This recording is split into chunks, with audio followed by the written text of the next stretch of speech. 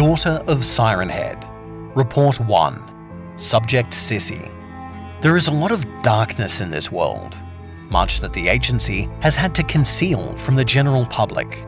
This is done to keep them from panicking and making the situation worse. Because when people, not used to the truth of the world, stumble into reality, death and destruction tends to follow. High up on the list of destructive things are a group of monstrous creatures. Siren Heads. Tall, inhuman figures with a number of sirens in place of a head. They have been around for centuries, and wherever they emerge, tragedy is soon to follow.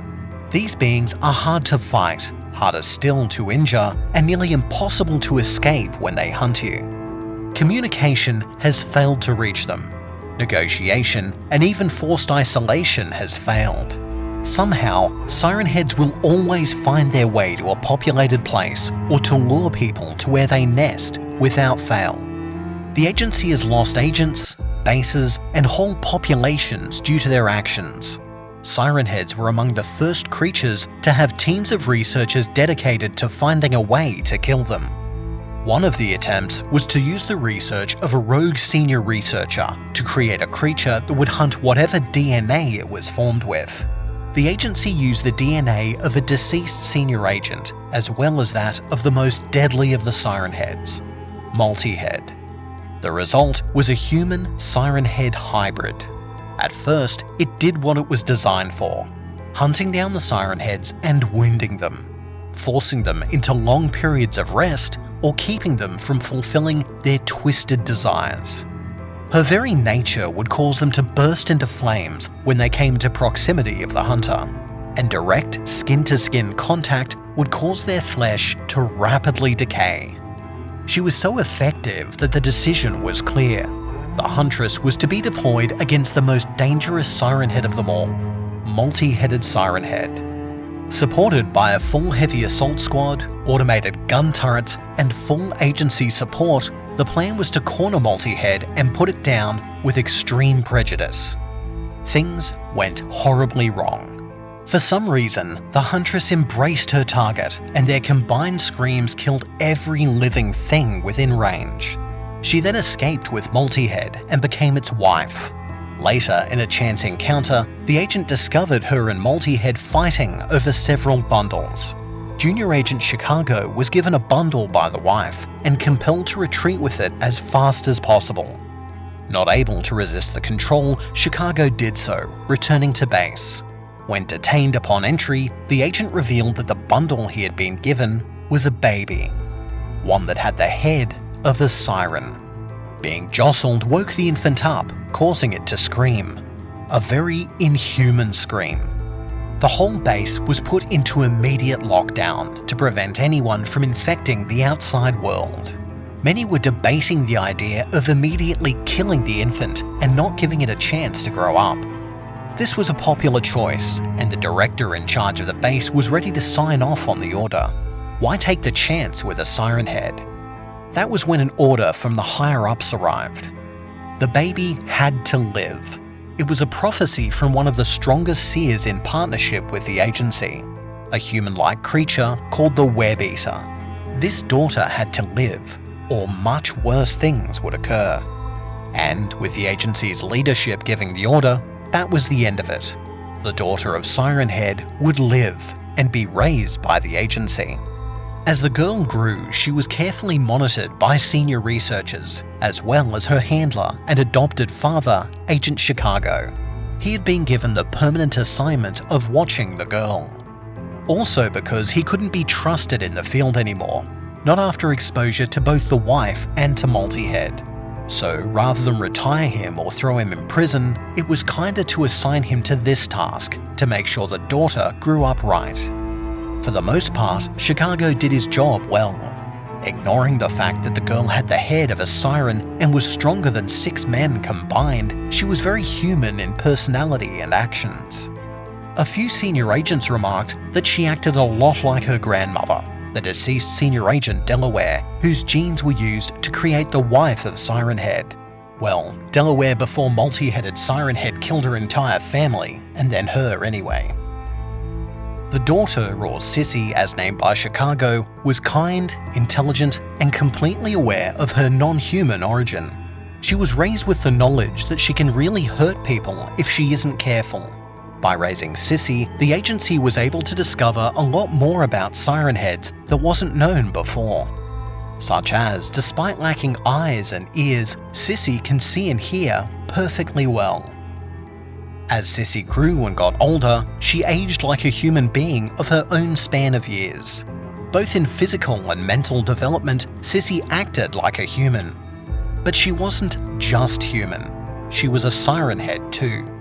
Sissy could talk to people normally, using her sirens in order to communicate. But when upset or not thinking, she has in the past let loose her sirens. In some cases, this has caused severe headaches or nosebleeds in those around her. In others, Sissy accidentally gave mental suggestions that were difficult not to follow. This only increased the paranoia and fear about her, but Chicago, her guardian and adoptive parent, was strict in raising her to never do that. To use her sirens to hurt people was an evil thing. It was something that Sissy heard over and over again as she was raised, until it was embedded in her subconscious. But no matter how uneasy her presence made people, Sissy grew up, and the agency, through raising her, was able to learn more and more about siren heads. One detail that was discovered was that, like seers, Sissy could predict when something bad was about to happen. It came to her as a vague, bad feeling, one that only increased the closer the event came to happening.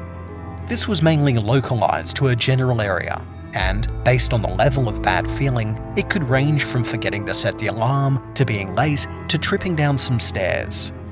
Things came to a head though, when one day Sissy had an agonizingly bad feeling. Enough of a one that it was starting to hurt her and trigger her sirens. No matter how much Chicago tried, Sissy couldn't stop crying about the bad feeling. The decision was made to put Sissy into isolation. Though she hated being by herself, she entered it willingly. On the way to the isolation chamber, Sissy suddenly pushed Chicago with all her strength. The accompanying guards drew their guns as the man hit the wall hard. It was the only thing that saved his life. A dangerous creature had escaped containment and was beginning to rampage through the base. It had come through the vents and would have landed where Chicago was had Sissy not pushed him. Sissy was on the creature in an instant and had pinned it before it could harm anyone. Sissy herself was heavily injured as she wrestled with it. It was a sight to see. A small, humanoid girl the size of a 10-year-old wrestling with a creature the size of a small outdoor shed. When asked why she did such a thing, Sissy confessed that she just wanted people to like her. She was aware that people were scared of her, or worse, hated her. But Chicago Papa had taught her. All she had to do was try, and people would like her.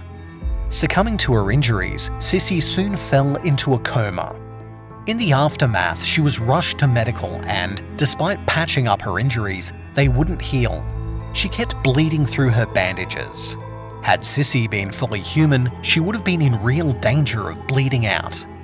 Agency staff were worried that, with her being wounded, her nature as a siren head would become ascendant. Once again, the subject of putting Sissy down was raised. Chicago wouldn't have it though. Waking up in time to stop the talks, he went to Sissy's bed in the infirmary. Like the others, he tried to wake her up. But, unlike the others, Chicago had raised Sissy for the last 10 years. So his shout managed to get through and rouse her, at least partially. Upon asking her what she needed, Sissy responded to her father that she was very hungry.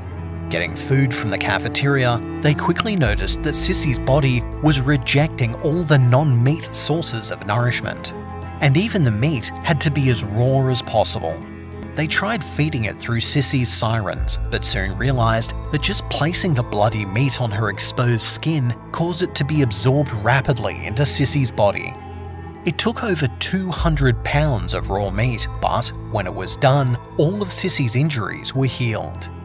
When the girl finally woke up, she smiled because everyone was okay, and she told Chicago that she'd figured out how to do something really cool. Her guardian thanked her for saving all of them, telling her that he was proud of her. Giving her a hug without hesitation, Chicago ignored Sissy's sniffling. Moving on, he asked her what she'd figured out. Sissy grinned and stood up on the bed. Tensing her body, her flesh rippled and contorted. Before the infirmary staff could hit the alarm, Sissy's body changed. And standing in front of them wasn't a human Siren head hybrid, but a small 10-year-old girl with curling dark hair. End Report 1.